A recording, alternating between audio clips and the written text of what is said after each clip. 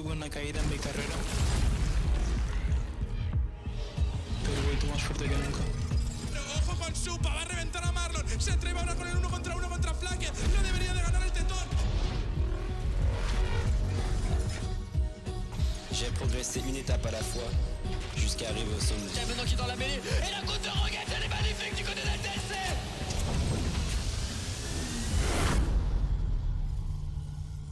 Ich weiß, ich kann der Beste sein. Jetzt muss ich es nur allen zeigen.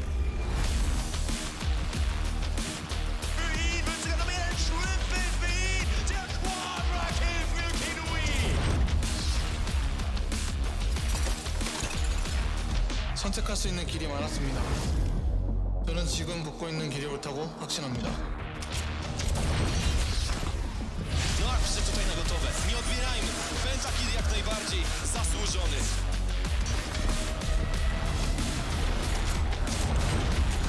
Orada sıfır bir değişim. Ayakta kalan son isim Neramin. Uzun zamandır bekliyordum. Şimdi benim zamanım.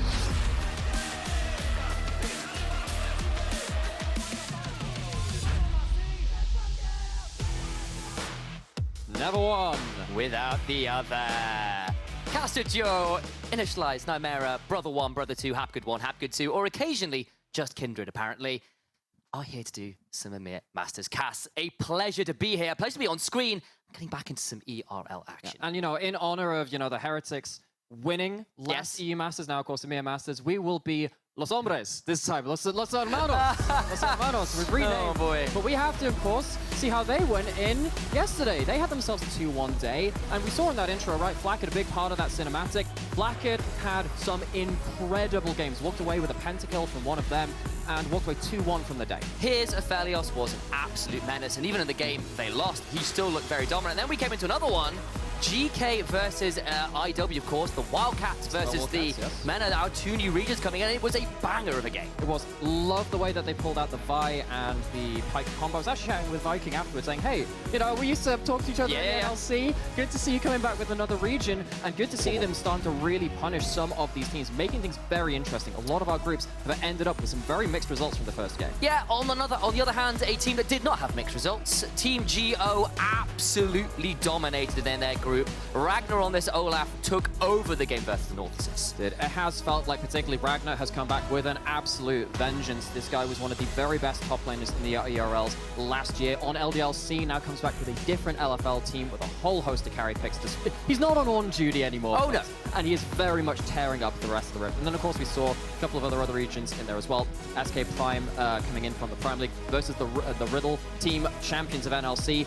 They had a bit of a frisky early game. It was. Looked like top lane was going to go pretty well for Banderas coming in on that Sion, but the bot side of the map really fell apart as soon as Kedui and Prime started popping off. Yeah, a lot of those teams at the 1 and 2 stem had a bit of an odd day, it has to be said. And then we come into this one where we saw a North Assist, the Cho'Gath, the Gragas, that beefy frontline, ridiculous. Yeah, and a North Assist Famagusta. This is a team which has now been to multiple EMEA Masters, now made it through to the group stage. They had to have a region kill match versus another team from the GLL to get there. But I think seriously, the Greek fans, they can feel very cool about this team. They're pulling out different stuff. They're playing confidently, and they took a big win in that game.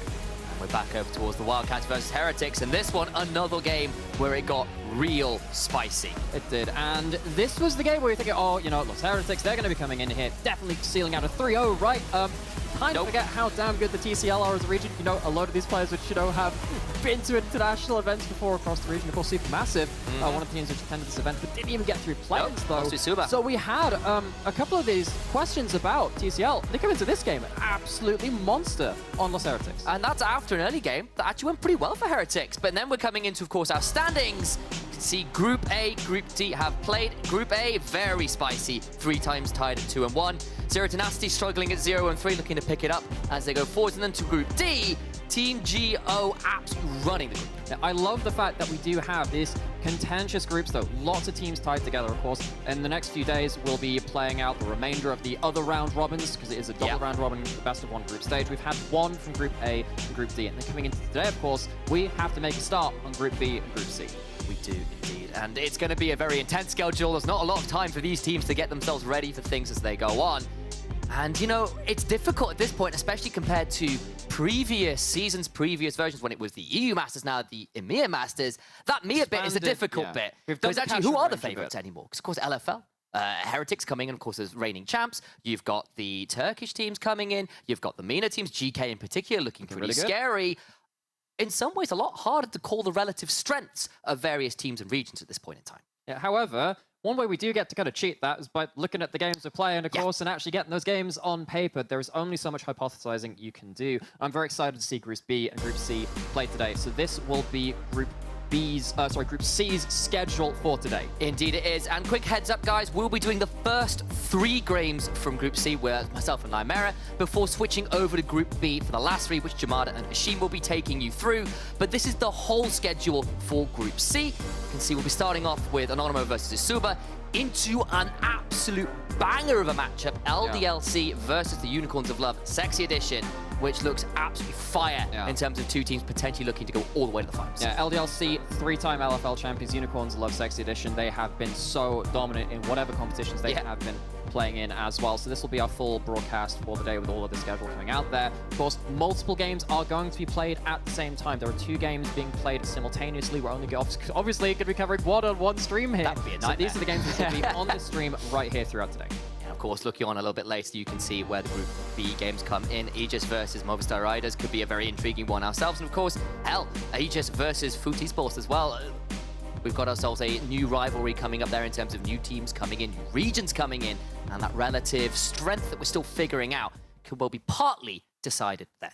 Absolutely. So I'm really looking for, not to be biased towards the games that we're casting, but Game 2, LFL versus Prime League, particularly when it's USC, this team which has had continual success in this tournament across the entire ERL system, versus LDLC, this team which is rebuilt and still managed to be at the very top of the LFL and around everything that's really happened in this scene. It's going to be great to watch. And here, of course, is Group C, the whole schedule. Got a little bit confused because, of course, that one was the mixed schedule for the whole broadcast of the day. This is the schedule, of course, for Group C. Sorry for the clarification on that. You can see later on in the day more interesting ones as well. Unicorns of Love playing off the 3 games they've got Orbit and the eSuba in games 4 and 5. Of course, Orbit will be facing off against LDLC in game 5, which will be a tough customer for them to deal with as well. Absolutely. Because, you know, in years past, we've looked at the Ultraliga as a league with an awful lot of players that have been shifted up towards the LEC. It has been a region where a lot of talent has grown, but that focus really has kind of shifted towards the LFL as of recent years, particularly this last year. Think about the last offseason. Yeah, so many LFL players pumped up towards the LEC. So then you kind of get to see now 2 regions which have given up a lot of their talent upwards, kind of vertically towards the LEC. What do they do now with this new fresh growth? And can they keep the factory going, right? Because it does feel like for the side of the LFL, LDLC have kind of done it again, but time instead to move over to Group B. And our teams here, sorry, for Group C, this is, of course, Orbit Anonymo with Neramin reigning MVP with an absolutely fire outfit. You've just got to appreciate the swag. Incredible. That is the kind of outfit you walk into kind of like a throne room with. And honestly, he made his league bit of a throne room as well, because it felt like he was ruling the games that he was in. He really, really has. And of course, this is a team that when we were chatting to the likes of Solari, one of the Ultra League casters, was really excited for in a lot of ways. They've got really good mid to late game team fighting and a bit of a chef we were hearing in the top lane. Yeah, Hiro has been kind of like the early game kind of fount of pressure for them. Neramin, though, does often come around to kind of this mid lane, bot lane, kind of scaling up into the late game. Weirdly enough, Neramin has not played a single game without Zeri. Kind of becoming one of these MVPs of the region and then not playing that champion as AD carry. That to me signals something actually quite special. If you don't have to crutch on that Zeri and you still get great performances, that says something to me. Zeri, that champion of, I would say, the moment, but it feels like that moment's lasted quite a long time. It's lasted quite a while at this point. Yeah, Zeri's had a few moments, it turns out. Shout out to the LCK casters for that one. But of course, we've still looking at the other roster as well, because it's not just Anonymo on the Rift. We've still got to look over at eSuba as well, who did come in through the play-ins, and they took out none other than Supermassive as well, a huge org with a massive amount of history in League of Legends in general. They are here, the Hit Point Masters champions, looking to be very, very dangerous here in a very difficult group, it has to be said. But there's a few names in here that we're particularly fond of. Now, of course, we're going to go towards one of those names which we're very familiar with, but this is a team with an awful lot of history between these players. TynX has been around for absolutely ever. Bobista is a player which I recognize also just kind of in terms of this household name of the ERLs. FGG starting to join those names. For me, though, personally, us together, cast one of his very first games in like the amateur UK scene, and then he shot up to the UK LC, to the NLC, to the top of the NLC. Now he's moved over to the Hit Point Masters, come away as second seed from there after a 5-game finals, and then has really started to pop off, playing the game his own way, particularly playing that game on Rel. And that's one of the joys of following the ERLs in general. These storylines of veterans trying to refine their form, trying to get their way back up to the top, and these new blood coming in as well and making these stratospheric runs towards the highest points they can reach. And that makes some of these matchups and some of these players really interesting to follow. And those storylines oh so potent and engaging, maybe is the word I'll use at this point in time. Other words to try and convince you that these players are That's really good important, and we like talking about them. Because I think particularly when you see teams from the TCL, from MENA coming in as well, when you also see a mix of players coming in, obviously from that region with their own history, and then other players which around the ERLs have been kind of jostling between different rosters, different regions, find their own home in other regions too. It's been really cool to see a lot of these players kind of continue their journey, kind of maybe even sideways move to another region to try and find a new home there. Yeah, indeed. It's certainly something to behold. I think production did just whisper something to me, but I didn't actually hear what it was. So I'm hoping it wasn't that important. But we'll head on over to whatever they told us to do, and I'll work it out for it. Throw it on screen. We'll see what we can do with that one. But yeah, particularly coming in for a first game from this group as well. For me, looking at eSuba and Anonymo, you look at the two other teams in their group, you look at USC, you look at LDLC, and you think, look, you have to really hit the ground running because it's best of ones. You have a lot of teams which are prepping for a lot of other teams. You can't afford to drop the ball against perceived weaker teams. And when you look at USC and LDLC, they're going to be very difficult best of ones. Yes. You need but you only need one upset there against one of those teams. And then actually maybe you can beat them to the post for a second seed to get out of one of these groups. It feels like these two teams, if you get a good run in here, start off very well, it just opens that door for later upsets to determine your fate. And we've seen in tournaments of this kind of style before where you have that play-in stage, some of those teams that have had the opportunity to reforge themselves, temper themselves with a little bit of play beforehand on the current patch against some of this effectively international competition, right? ERL-wise, anyway. It's different countries involved. It's international. Exactly. Yeah. Exactly. You know, you get that opportunity to temper yourself and come in with a little bit more recent experience can often be a really important factor in giving yourself some strength to move forward into the rest of the tournament. I will be looking at eSuba to see what level of play they're coming in at, having gone through that play-in stage. And then kind of bring it back down to the game at hand as well for Orbit Anonymo versus eSuba. Looking at how they're going to play the game today, of course, we're going to be getting into the draft as soon as it is ready for us. But I'm very interested to see how, particularly actually, mid lane and bot lane play out. Because I looked through the games which eSuba played in their play-in stage. They did have a fair amount of versatility in what they were playing in mid lane. It felt like they were kind of flexing between either going towards something a bit more playmaking. We saw some RE, some correct RE builds as well. That's been my war in general against pro players. That's a hill to die on, all right. Not very much damage, but particularly, you know, you look at Warszi coming in from there saying, okay, I'm going to build something like the Leandries, be a bit more damage heavy on that front. And then also going towards something like the Viktor and outscaling as well, which is something which Orbit Anonymo has been doing an awful lot. Of course, you mentioned Solari earlier as one of the Ultraliga casters. We had a bit of a watch of some of the content they've been putting out, made some videos about the teams. Go if check you'd them like to learn about some of the Ultraliga teams, go check out where they posted them on Twitter and other social media and stuff. But they play their own late game scaling kind of competitions as well. I believe we're going to see maybe some Aurelian soul bands or two, something like that, because particularly when you're playing something a bit more backline scaling on the side of eSuba, if you go towards that, maybe you just have to say, we just want to go for scaling, but we don't want to give the ultra outscale to that dragon in the mid lane. Not at all. And again, sometimes the early game gets a little bit spicy with some chefs in the top lane. It's enough about prevaricating and theory crafting. Get into picks and bans to decide it there. Anonymo over on blue side, eSuba over on red. Some bans coming through already, getting rid of some of bobista's tankier denial picks, things like the Gragas, the Flex. They're going to get rid of it as well. Particularly because Hiro wants to be the early pressure valve for Orbit Anonymo. It feels like, so the running joke is that he is the chef, he is the one that is cooks. Let him cook on something that can blow open lane early. We've seen some Olaf, we've seen some other picks like that too. And what that means is you want something that can't just nullify lane like that Gragas being put into. And a couple very specific target bans in the second ban phase. FGG's Rel is his iconic pick. It's what he started when he came into playing pro play. It's off the table. Vi, Savero was quoted saying, if you don't ban Vi, it's practically a free win.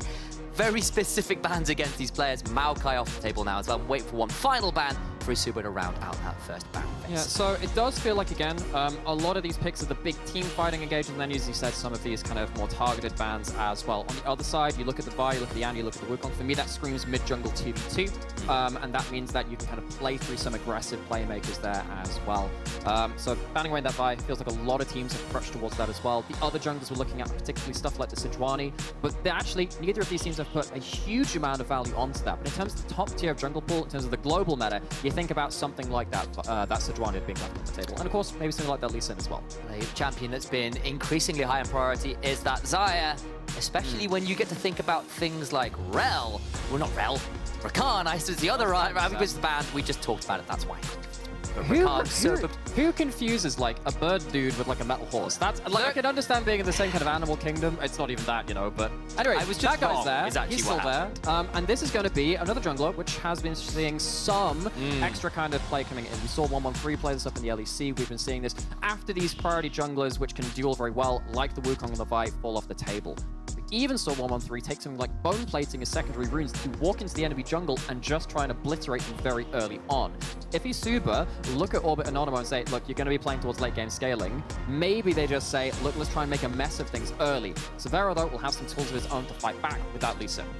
And there is still a world where I believe Hiro may have played a game on the Lee Sin top this split. That's true. I'm just saying, it is strictly a flex for Anonymo, so we'll keep that in mind, even if it's going to be a jungler. I was going to sit there, I was like, oh, what a surprise. When I was trying to like hold that in pocket just a little bit, because things that there are still like 8 games of that Lee Sin for Savero as well, so I've been playing a lot more of that on his own side. And again, this is another good mid-jungle TV champion, was denied a lot of them in the Wukong and the Vi.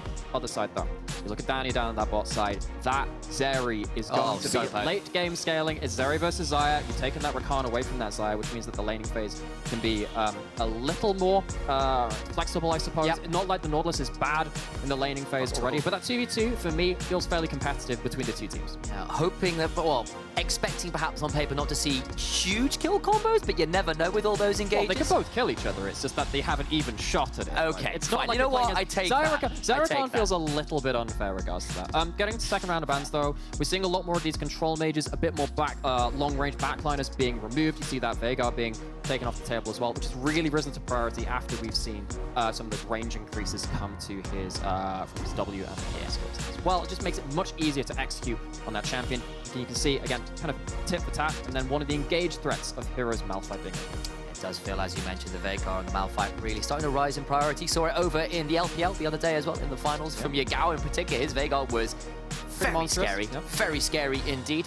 Now we've got to see what that final ban is from Anonymo, whether they're looking towards another one of those sort of roaming pick mid laners, instead look towards a Jax, which of course is another one of those quite potent top laners that has been all over the place. They'll respond with a very rapid Cassante lock-in and leaving themselves with what will likely to be a mid laner pick for 5th.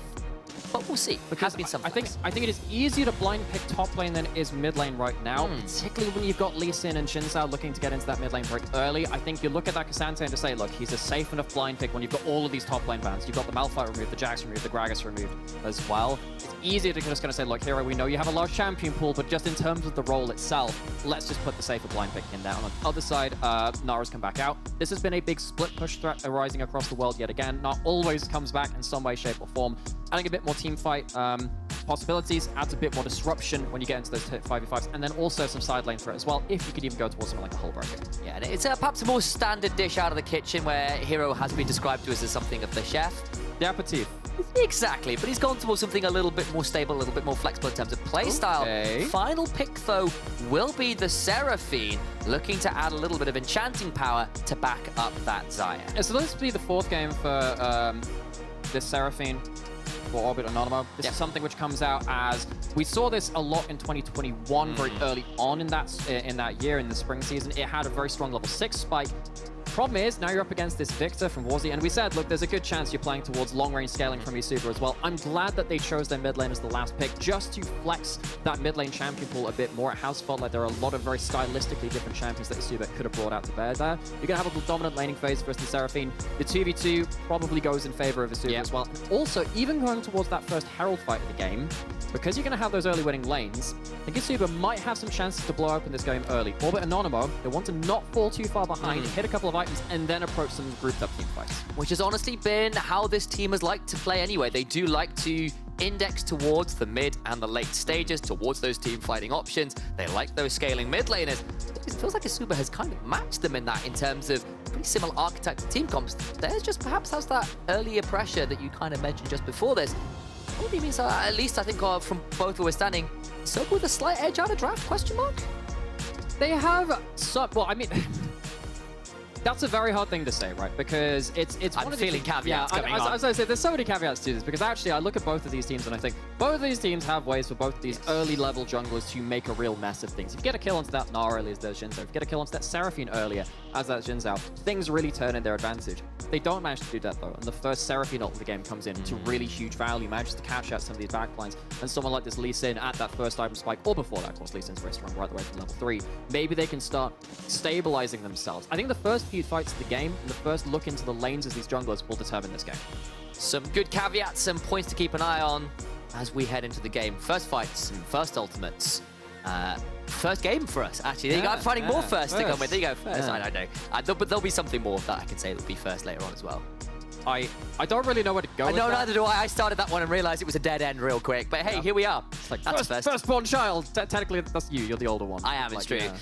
Second. Yeah, we have to get that out of the way. You know, even after casting together for so many years, just have to occasionally refresh people that in fact we are actually related. People sometimes don't actually know that. It's not like we're shy about it. Yeah, well anyway, Los Hermanos hit the rift as long as these teams do as well into our first game of day 2 of EMEA Masters group stage. And here we are, as we said, floating a healthy 50 feet above the ground. You're all joining us here on this beautiful viewing platform as we look in to see a pretty standard 5-man I feel like fan. you should have said that a little bit more like a captain of a plane. Like, we're cruising we're going to be cruising in at about 50 feet. We're expecting some turbulence around the level 6 mark in this game. And enjoy your flight with Orbit Anonymo and eSuba Airlines. Yeah, the turbulence will be at 8 minutes when the Herald spawns. Yeah, exactly. Like, oh. Pretty much. Oh, and this is a great thing to talk about as well. What have you got? You know, one of my favorite items in the game. No, I'm a I've very spotted it. well-read individual. You spotted it, you should too. Are you? I You read one book? I was like, wow. Well, Sam, do you trust the person who's read 1,000 books or read one book 1,000 times? 1,000 books? Because, shush. You see a dark seal on this Seraphine right from the off. If you're already going to say, look, I'm going to take a bit of a L in the early laning phase, but have that chance for the first real fight to start snowballing me into the game, Dark Seal can very much help with that, particularly when you're a very safe and very hard to kill, but very high kill participation mid laner. Dark Seal has a lot of value. As a starting item, it's fallen off a little bit. It doesn't have that potion synergy that it used to, but we'll just have to check again now. First fight of the game. Double downing a little bit on the, I guess the dip in power that Seraphine has early on, but if you do win the first fight of the game, Anonymo are going to be walking ahead from that one just fine. Junglers starting on opposite sides of the map, see where they're going to meet these lanes or themselves first.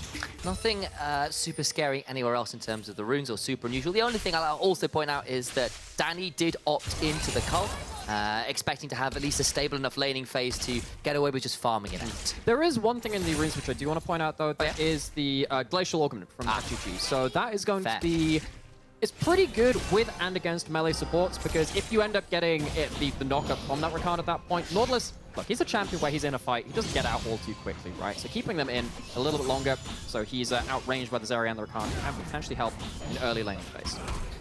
Of course, FGG, no stranger to the Rakan. Of course, while Ral is by far his most played, Rakan coming in seconds, put a lot of time into this, and has moved away from that Guardian, which of course is a more ubiquitous choice, maybe? More standard choice? Oh, are we learning words with you to say? Yeah, what does that one mean? It means like standard, expected, associated cool. with. Well, in fairness, Something that like is a much quicker way to say that. Yeah, all of those together, yeah, the exactly. sentence which you just said, yeah. Yeah. Can you tell I spent a lot of time studying English? Depends on the day, Sam. Yeah. Well, while you were studying English, TynX was studying the Blade. Yes, he is whittling away down on this red buff. Of course, when you have red buff on Zhao, obviously, very, very powerful. So what this has meant is that both junglers have now got red buff for a little bit longer. They didn't get themselves immediately to level 3 and then out onto the map. They're choosing to kind of retain their point of power just afterwards. Important note, of course, that Nautilus getting out of lane with the first resets of the game. And this is something that was kind of seen last spring, particularly pioneered by LPL teams. After that first back, get yourself a cull, especially since you see your opponent getting that cull as well. Neramin goes back into lane with that kind of scaling up alongside the Zeri for that late game, while both of these now supports can potentially have some fun as they reset for those early first buys.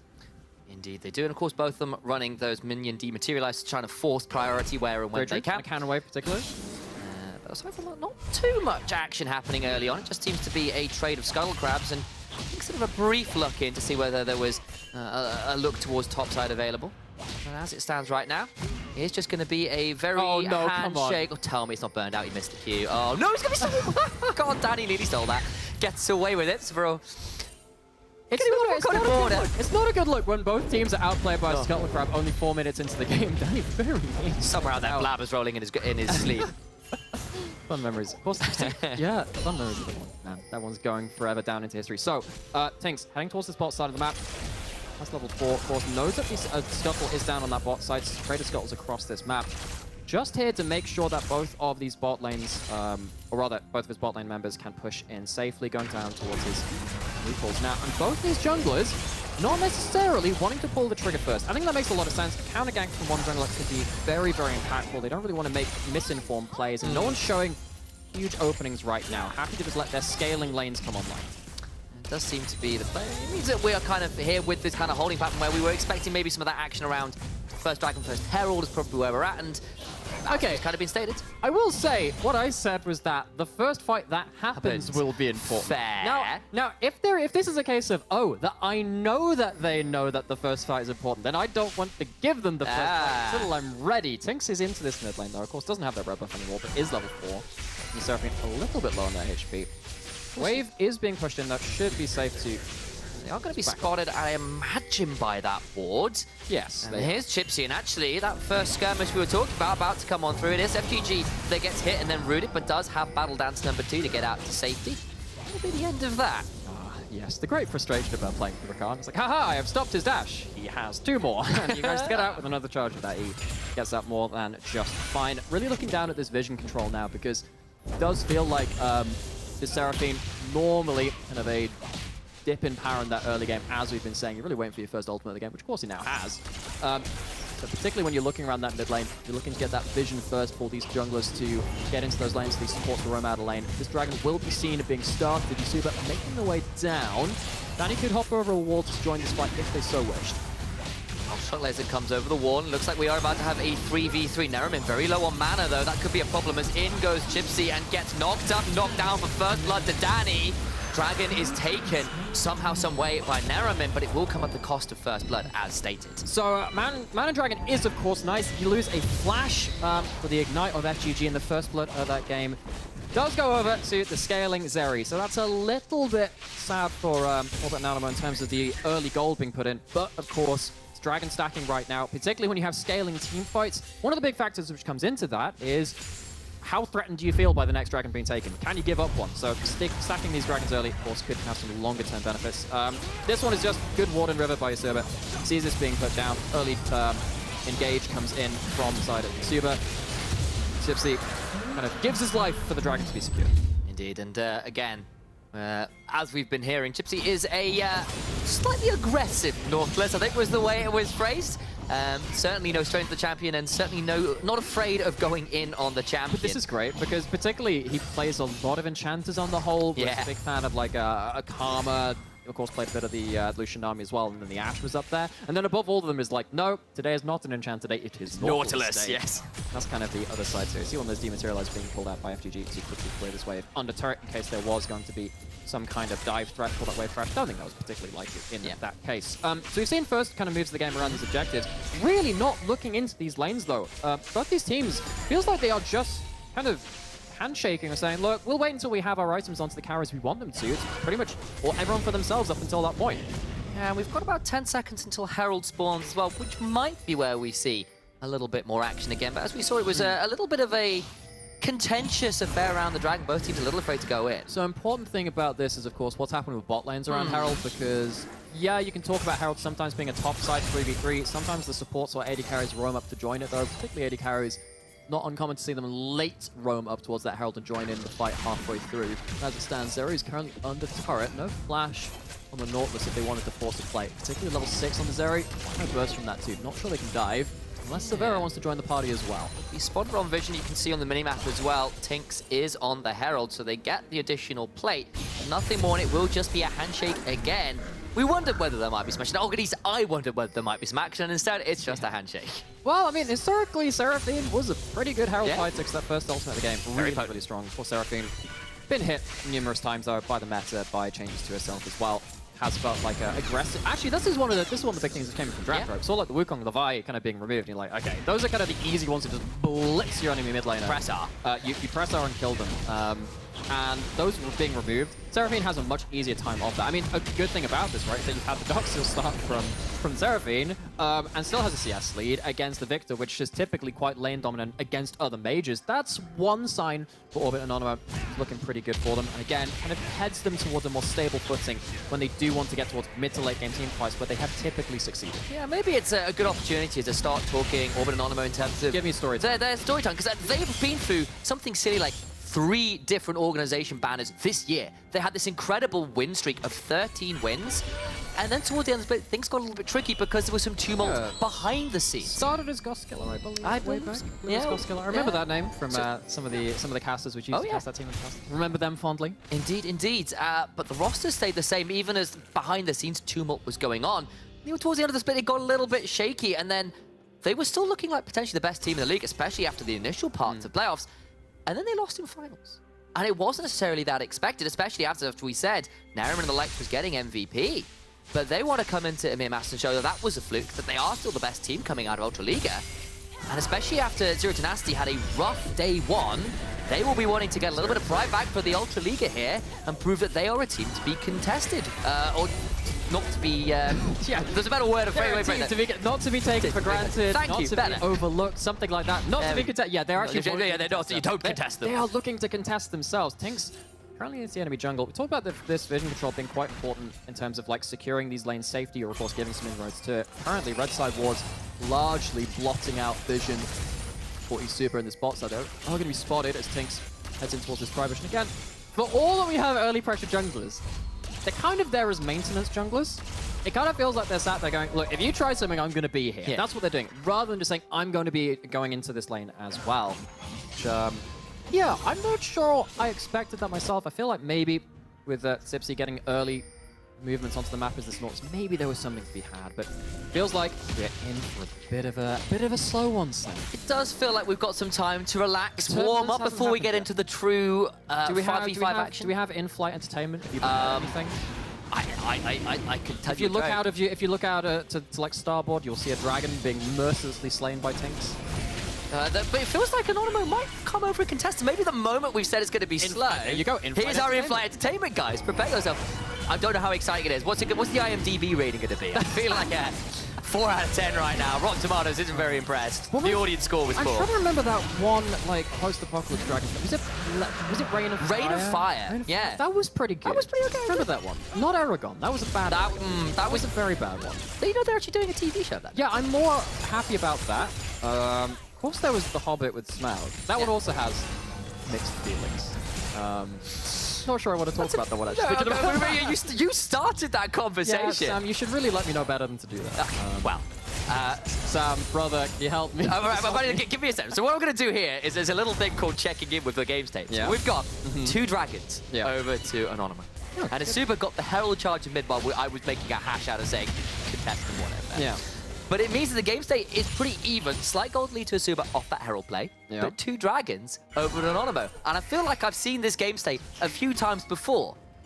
Yes, because when you have these 2 early dragons, you're sat there going, well, don't really want to give another dragon over, give them soul point. It's an ocean soul as well. And let me give you a hint, Sam. Yeah. Because both of these mid laners feel so safe, they haven't gone towards something like a Rod of Ages. They've said, no, we're going to be safe behind a Gnar and a Nautilus and the Cassante or the Xayah, and they're just going to sit there and say, I'm safe. Now, if they feel safe already, and then there is going to be an Ocean Soul on top of that, that safety gets really hard to deal with. I hate to tell you this, but that wasn't a hint. That was just the entire answer. Oh. Yeah.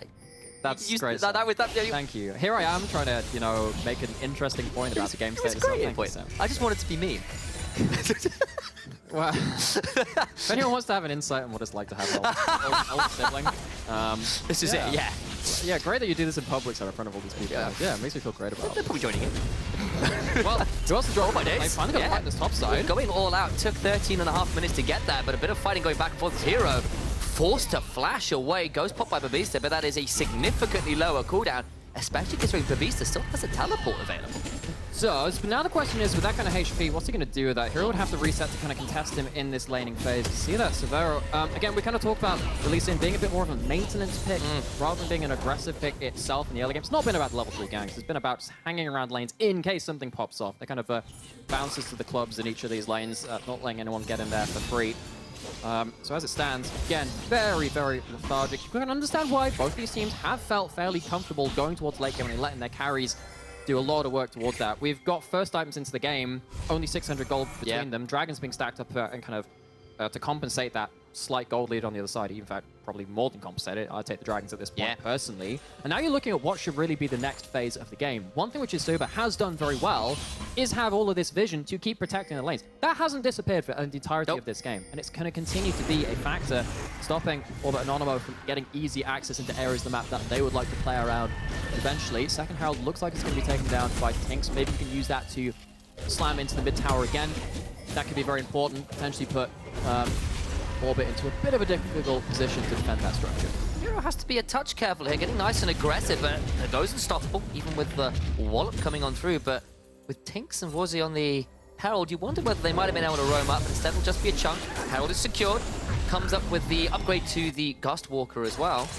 And they're feeling, again, like a game where both teams have managed to survive through to this mid-game stage. And of course, we're saying, look, for the side of Anonymo, that was step one, right? They wanted to get through the early game and get to the point where their combo with the Seraphine and the Xayah would be pretty happy here. As Hiro looking to punish from early. Remember, there's no ghost going for off-board solo kill. No action for 15 minutes, and then Hiro just comes and pulls out a solo kill like that. There we go. So the early game powerhouse from Orbit Anonymo gets himself a solo kill for his team's first kill of the tournament. Importantly so, of course, you were already talking about how bobista just before this had himself teleport, had kind of traded lower cooldown. TynX trying to even the score though here. Yeah, so only one person is allowed in this lane at any one time, I suppose. TynX looking to even the score. Throws them back with the up, but there's still the mark on, so could come in for an audacious charge. The knock-up comes through, but there's audacious charge number 2. Missed. The wind becomes lightning. That means there's no easy way to get the reset. He's thrown down the ult. He can't get the kill on Hiro. Stays alive under the tower. He's going to trade back, surely. One more turret shot doesn't come through, and TynX gets the solo kill. But my days, did he make a meal out of it? No puns to the chef intended. Oh, gosh. So TynX very, very nearly falling down. That would have been an awkward moment as these junglers, as we said, not been quick to enter these lanes. Hiro, one overstep, sees him down at that point. The sad thing for eSuba is, though, of course, you don't get any of that gold onto the lane matchup, which is going to be facing Hiro. So that gold goes over towards that Gnar. However, one thing which I was going to talk about, we have noticed a bit of a CS lead start to open up in the jungle as well, as TynX has started to really get ahead in terms of camps secured, gets a kill on there too. You know, basically getting himself 2,000 gold near enough up there, 1.5 currently. And if you're getting towards an early second item for someone like TynX, when these first fights of the game come through, that safety we've been talking about in these mid laners, maybe that quite's called into question if TynX finds the right angle. Herald number 2 comes down in mid lane. First turret did fall in bot lane, and Dragon number 3 is spawned. That means mid lane turret now falls. We've got ourselves a grouped up fight. Sole point on the line for Anonymo. This game has been oh so close. 100 gold, if that, between the two teams. We're finally bracing ourselves for all-out action. It's been a long 17 minutes. It's been a relatively quiet 17 minutes, but action begins and bobista's deleted off the face of the rift. And they're 4v5 now before the Dragon can even be started. Yeah, eSuba don't have that Zhao ultimate. Was used top lane for the kill, could not use that for the first group confrontation of the game. So it's not going to be much in terms of blood spilled. It's just going to be that one kill over to the side of Orbit Anonymo, but they get themselves that Dragon as well on Soul Point very early on. Now, this makes things very difficult for eSuba. They're trying to at least contend this mid-turret. FGG goes golden, having gone in with the grand entrance, but the turret falls regardless, and now that all-important item is broken. It does feel like now that Anonymo in a very good position in this game. Another fight might now be beginning. It didn't happen around the Dragon, but it could happen here. TynX with the ultimate back up, begins to walk forward with the Crescent Guard. FGG goes in, goes out, and again, nothing much happens at the end of these attempted engages. And particularly because FGG was not there, just used that stopwatch, just used that ultimate under the tower, couldn't join that engage either at that point. So eSuba finding themselves in an awkward spot now where it felt like the vision control was great. yes, but they didn't really use it for anything. They couldn't stop that dragon going down.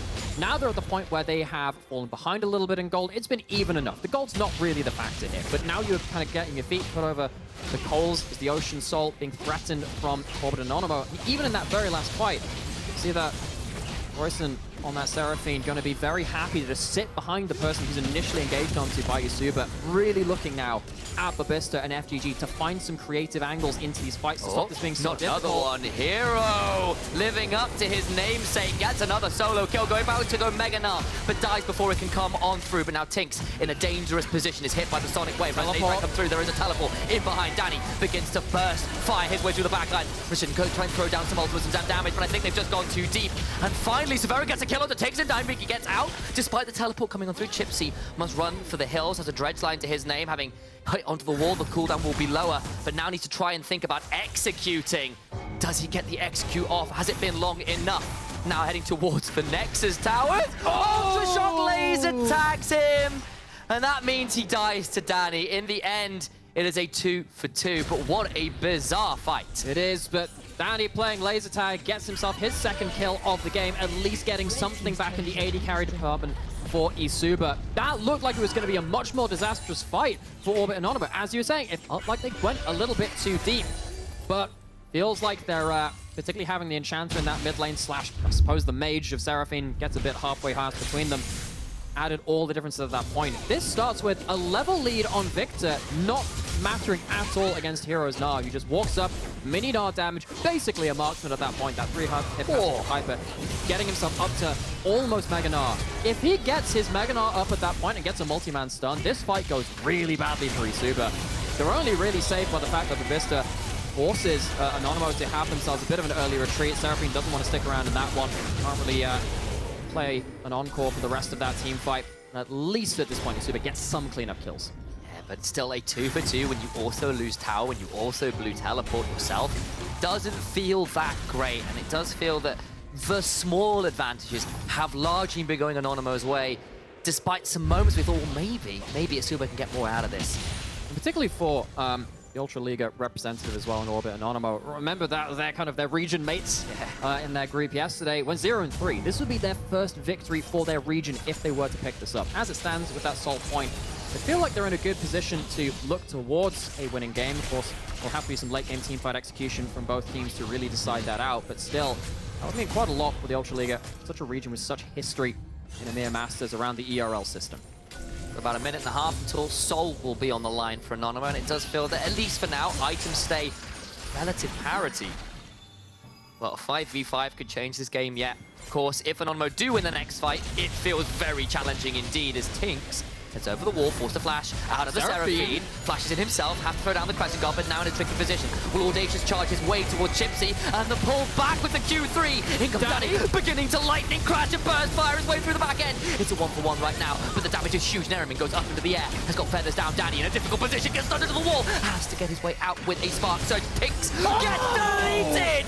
The blades are called and they slice through the hearts of eSuba. A triple kill for the Xayah. What an end to that fight. Neramin has been sharpening those feathers the entire game. This was a fight of AD carries, and somehow both live, both end up on 3-0-1. This is exactly what eSuba need to be doing at the start of this, though. Finding someone out of position from the phalanx. Seraphine caught out of position.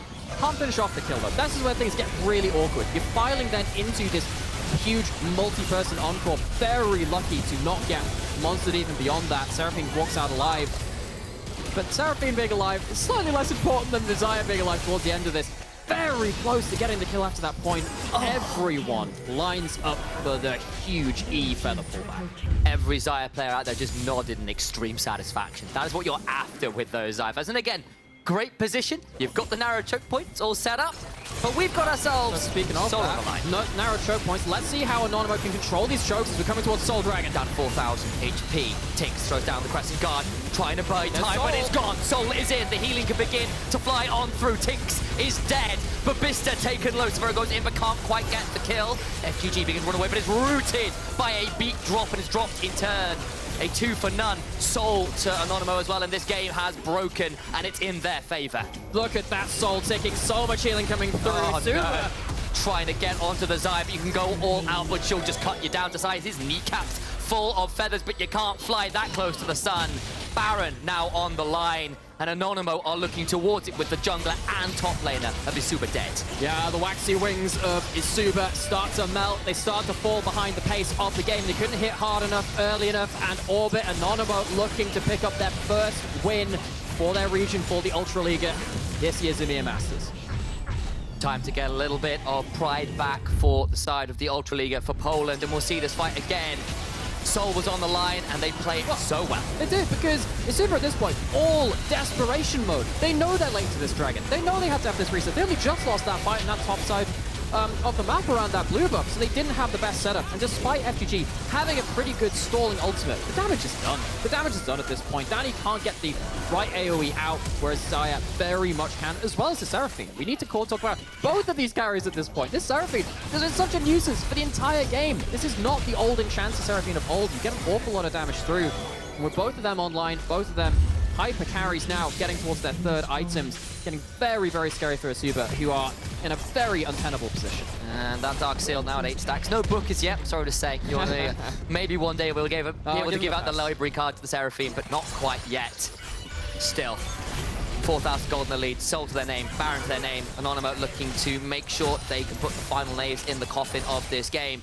They're not quite 6 feet deep yet, and Hiro, Zeri dead. That's a third solo kill. He got one against the top laner, one against the mid laner, and now one against the Zeri.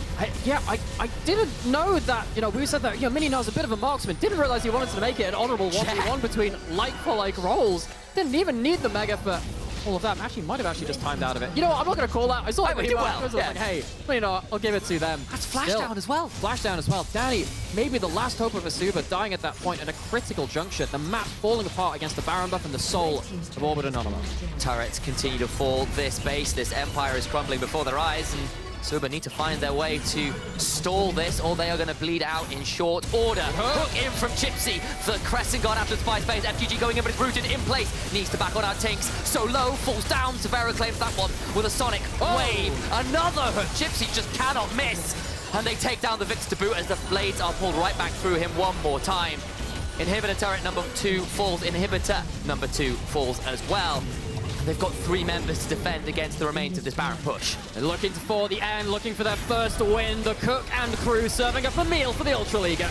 Not anonymous any longer. Orbit Anonymo coming here to make a name for themselves. They'll take down eSuba. They'll do so after a slow start, but a well-played objective game, a well-played team fight game, and a score on the board for the Ultra Liga. Just Desserts coming in as the Nexus falls. Another set of kills to round out that KDA. Nexus falls in our first game of the day. It was a little slow, to be fair, early on, but they played the handshake well. They get to the point. It's like revenge for what happened to the Ultra League yesterday is best served lukewarm because the dish has gone a bit cold. They served it hot and it's like, no, we're going to leave it. They just didn't do starters, They went straight to the main course. Yeah, it's like, wow, these starters, this Lee Sin is going to do functionally nothing. You're literally just here to make sure that the lanes survive. But I mean, hey, it worked out for them. It feels like it was very textbook. Maybe there was more to be looked at in that early game. Again, when you're looking at this Gnar and the Lee Sin, there is some early pressure to be put through. Of course, Hiro took matters into his own hands, but seriously, looking at that game, it did feel like you're looking at Orbit Anonymo sticking to their guns. It's something that Medic was speaking out yesterday on the cast, saying that often the teams which are most successful coming into these sorts of tournaments, they don't try something new. They actually do what got them there in the first place, and that's exactly what we saw. It was indeed. And, as we said, they got their win condition, which was the Soul. They got a couple fights before it, and maybe it's fair to say the Heralds didn't come up with much value. Like some of those solo kills going against them with the likes of Hiro, really living up to his name there a little bit and making some Hero plays. But I was going somewhere with this, but it's kind of lost a little bit. But we're just waiting a little bit on an interview right now anyway, so we'll give you a heads up when that's coming on through. But yeah, they managed to get to the Soul off a couple of those clean fights. Right? They got those 2 big team fights in a row where TynX tries to get onto the Seraphine, but can't make it stick. Now, I think I heard the words replays, but I actually can't see anything on my screen right now. So if there are replays, I hope you're enjoying I've got a great look at the lobby. There we go. Thank you, production. This is how we lightly flame production to say, can you actually show us on screen? But actually, you know what? If you're an eSuba fan, maybe you prefer that. I don't know, because this game, it felt very devoid of wins for them. This was about as close as it got. It really did. And this one, the fact it ends in a 2-for-2 despite blowing the TP, despite it looking initially like a really great turnaround, it's going to be such a frustration for eSuba because Savero gets out, and honestly, they were very lucky to get the Nautilus as well. Yep. Czypsy nearly got to execute. Very nearly. Took a bit of laser tag, as we were saying. The extendo beam of the Zeri at least picking up one, but eSuba... It felt, it felt like eSuba were trying to match fire with draft in terms of trying to say, hey, you're a scaling team, let's try and outscale. That last pick of that Viktor, that was a comp which worked out for them versus Supermassive. It worked out for them in that play-in stage as they qualified 2-1 over one of the TCL super teams we thought that would be coming through to dominate the Masters. Masters. God, that's going to catch me so much. That encore. But when you're going up against a team which is so comfortable in these late game scenarios, with carries that can play things on the nice edge behind a very competent front line, it's very hard to match fire with fire. And when it comes around to the rematch of these two teams, I wonder if eSuba go for a little bit more firepower early rather than trying to match power with power. There it is again, that Blade Caller that may well have sealed the game. Neramin, MVP. Well, that Blade Caller called that Blade Caller called an ambulance for eSuba. Sadly, might need to call the morgue after that one because it was that much. But actually, you know, again, I really want to put some credit onto this Seraphine pick as well. It's not a pick that we see that often. Of course, this is a pick they've picked up every so often. Orbit Anonymo, I think it's their 4th game of it over the course of this spring. I think it worked out really, really well. I think this is a pick which they could play very safely in the backline, offered a lot of value in terms of the engage, or rather kind of pseudo-engage, right? That Encore can kind of be a good supplementary force when you're going in with something like that Nautilus that goes over the top of them. And then, of course, this is a solo kill. We did get to see it in the game. I thought it was just a mini Gnar. And then I realized the tower was down. I was like, oh, tower dive. Oh, hang on. Hero's doing some pretty mad stuff over there. Walks away, gets the heal. Ocean Soul saving his life. Hiro, serious early game powerhouse, continuing to make plays across the game. Heard a play in the kitchen sink, and that was literally the whole house. Did an incredible job there, and it does feel like this guy's eye for the solo kills was really, really on point this game, and earned the advantage in the game that was otherwise quite even. And then, oh my god, those damage numbers! I know that's into K'Sante, but Hiro, hot damn. Well, I mean, that's also several full AD carry buffs as well. We saw that in the solo kill. At the Vector. Yeah, I get the Hiro was kind of the player that actually did fight when the rest of the team were kind of chilling away from the 5v5s, but that is a serious performance. And, you know, we made the joke about, oh, the cooks bringing out just a regular dish. It's just like, this is just a ham sandwich or something. He went ham. And turns out, actually, sometimes the best meal is the basics done well. It really was, and some comfort food coming out, and it gives Ultraliga a nice warm glow of satisfaction. First win of the EMEA Masters here in the group stage, and a frustrating one for eSuba, who will look back at this game and go, that felt playable. Because there were points in that game where they really did. They did a really good job. They did a really good job of kind of establishing vision control, getting themselves some kind of early game power, kind of footing to get their lanes online. But it did feel that vision was kind of one step amongst many that needed to happen, which didn't quite come through. It does. I believe I just heard word from production that I think we're ready for an interview. I hope so. I'm hoping so. That's what I heard too. So we'll be heading over to that very shortly. But again, a very interesting win there, even if it was perhaps a little slow in the early game. It was. And, you know, like we said, both these teams, they kind of like saw what the other team was doing in terms of that scaling. That's the kind of the identity we've seen from these teams coming through spring so far. Decided to match it with each other. Just felt, though, that Orbit Anonymo had a bit more power in some of the basics, which they had in terms of that Gnar. And then also had that mid lane champion pool, which I thought that Warszi would actually have a bit more of an answer to his last pick mid lane. Don't think that really worked out as well for them. Maybe looking for some of that lane dominance, that didn't really come through as well. So going into the rest of the games, maybe have to step back, have a think about how they want to approach these scaling versus scaling games. And we're going to instead, it sounds like we're not going to get that interview, which is a real shame. But alas, it does mean the next game will be coming up a little sooner. We'll have LDLCOL versus none other than Unicorns of Love, Sexy Edition. Go nowhere, guys. This game is set to be a massive, massive banger. We'll see you in a few minutes for it then.